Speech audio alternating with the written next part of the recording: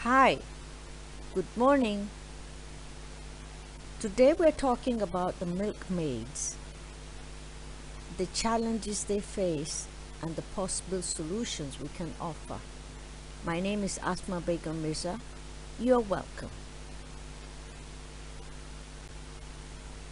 To understand the dynamics of the dairy value chain in Kaduna State, I decided to pick a location called Tashanyan Nono located at Kao, Kaduna, and made observations over a period of 1 month.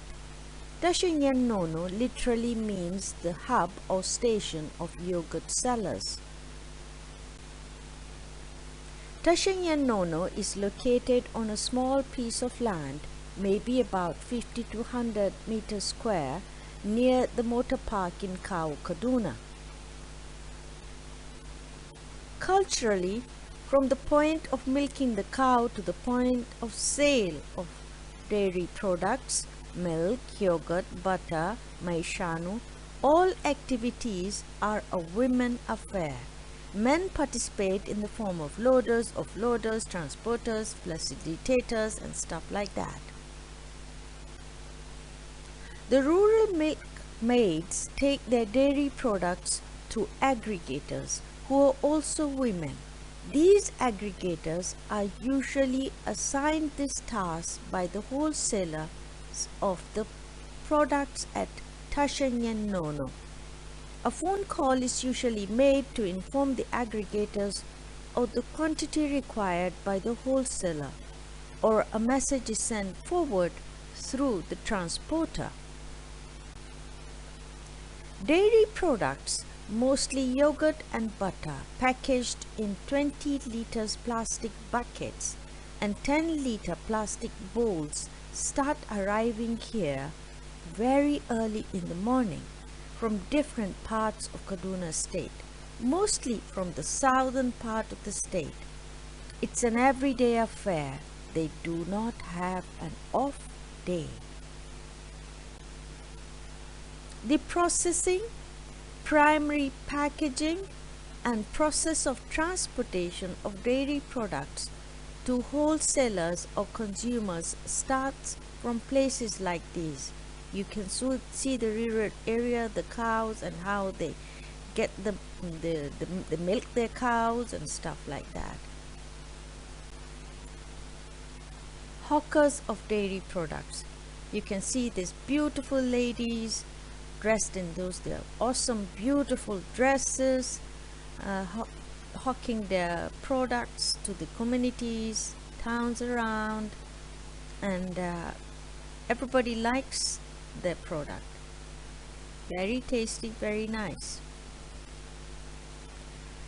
Issues related to the processors, wholesalers, hawkers, and dairy products. The processors, wholesalers, hawkers are exposed to all elements of the environment for long periods of time, creating health issues for them. The dairy products are also exposed to all the elements of the environment, creating hygiene and quality concerns. Issues related to the consumers. The consumers are exposed to the communicable diseases of the processors and handlers. The consumers are exposed to other health issues due to poor hygiene in handling and quality of the dairy products. As you can notice in the picture, the place is not so clean and nice. Issues related to the business aspect of dairy enterprise at Tashanyan Nono. Please note, all figures mentioned are speculations based on keen observations made over a period of time. Calculations are for yogurt only, though other dairy products like butter, maishanu, and furadanono are also available here. The quantity of products coming in is heavily dependent on the demand made by the wholesalers who sell to the consumers, hawkers, and also send the products on to other states like Zamfara. About 150 plastic buckets of 20 liters arrive here on the average every day and are sold for 30,000 naira each, worth about 450,000 naira. About 400 plastic bowls of 10 liters arrive here on the average every day and are sold for 2,000 each, worth about 800,000 naira. Total about 1.25 million naira worth of transactions take place daily on the wholesale level. Monthly transactions or turnover would be about 37.5 million naira just for this segment. If you were to compute with the retail segment and other components like butter, maishanu, furadanono, the sugar used, the ice blocks, the plastic bags used, the cost of transportation, loading, offloading, etc., the figures would be higher. Does it still look like a micro-level enterprise to you? Let's look at the bucket of 3,000 naira. The contents are packaged into small plastic bags to be sold at 200 naira or to be blended with the millet balls and sugar to make furadanono or sold off any way the customer wants it. On inquiry, I was told the 3,000 naira bucket can bring in 5,000 to 6,000 naira. That's about 70 to 100% profit. I am told that on the average, a small scale vendor can easily sell 2 buckets per day. Issues of major concern. Hygienic handling of products can be improved upon by making available improved containers. For example, steel, aluminium, alloys, milk cans instead of plastic buckets and bowls. Sanitation can be improved upon by providing stalls, carts with waste bins, blenders, built-in cooling compartments, etc. Environmental issues can be improved upon by pushing for more receiving points in the town to reduce concentration of products at one place, increase access to customers, hence increase sales, spread the hawkers vendors all over town, hence increasing the size of the industry enterprise. Outdated mode of business transactions can be improved upon by building the capacity of the players at every link of the value chain. By doing what?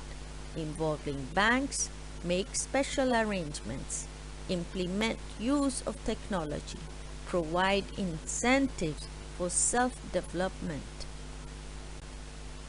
Possible ways of improving the dairy products value chain at Tashanyan Nono. Let's run a pilot. Create or develop a criteria for selection of individuals for the pilot. Select a group of individuals who are already doing well in the business and meet the selection criteria. Ensure they understand that nothing is free. All inputs are monetized and are a loan that has to be paid back in installments over a decided period of time. Pilot taking off. Build the capacity of the wholesalers and hawkers by training them on basic hygiene requirements for handling dairy products. Make it mandatory for them to have a health checkup, possibly carried out by the local government every 6 months, and the certificate has to be exhibited on their stalls and stands. Make it mandatory for them to have a dress code, apron, hand gloves, face mask, etc. Beautiful purpose-built stands, stalls, carts to be fabricated locally and provided to them on loan to be paid back over time. Each participant to be trained on basic entrepreneurial skills. Each participant must open a bank account in a dedicated bank chosen by the facilitators. I have started this process, but it has been a bit hard. Assumptions. Let's assume that the financial implication per participant will be about 60,000 naira. Let's assume that it takes us 1 month to train them and set them up. Let's assume they are able to make sales of about 6,000 on an average per day. Let's assume they make returns of 1,000 per day. Innovation aspect. The capacity building programs to be conducted in the local language. The bank to make special arrangements for the participants to enable them credit their bank accounts without going to the bank. There will be components of immediate steps to take and plans for the future. Stalls, carts to be designed to address our unique requirements. For example, now that solar panels have become affordable, the roof of the trolley could be a solar panel that will provide power to a small fan, charge battery for LED lighting in the night, increasing the sale time and thus revenue for the vendor. Alternatively, the same stall cart could be used by one person by day and another by night. Small machines to be installed on the carts, for example, blenders. Expected outcomes. Improved economic situation of the participants of the pilot, wholesalers and hawkers. Improved health of the ordinary citizen consuming the dairy products. Payment of the loan in less than 6 months. Noticing the improved income of the participants of the pilot will make others upgrade themselves, hence resulting in improvements in the whole dairy products enterprise value chain. Increase of revenue streams for the government.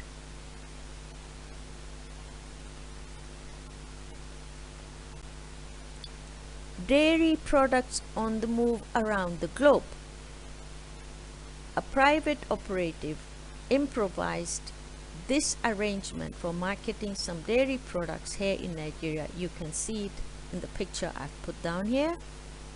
Since then, no effort has been made to improve on the status quo. Another example of a dairy products vendor. As you can see from the picture, it's a 3-wheeler that has been customized, and they have put in everything that it takes to carry dairy products. Maybe we can improvise such means of transporting and vending our own dairy products here.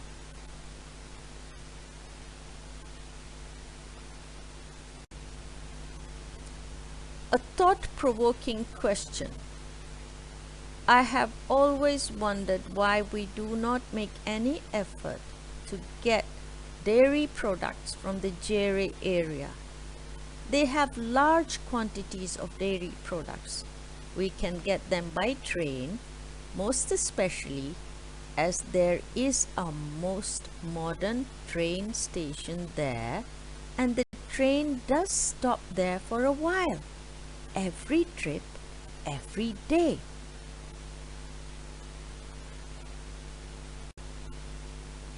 Never be afraid to be the positive change. Thank you for listening.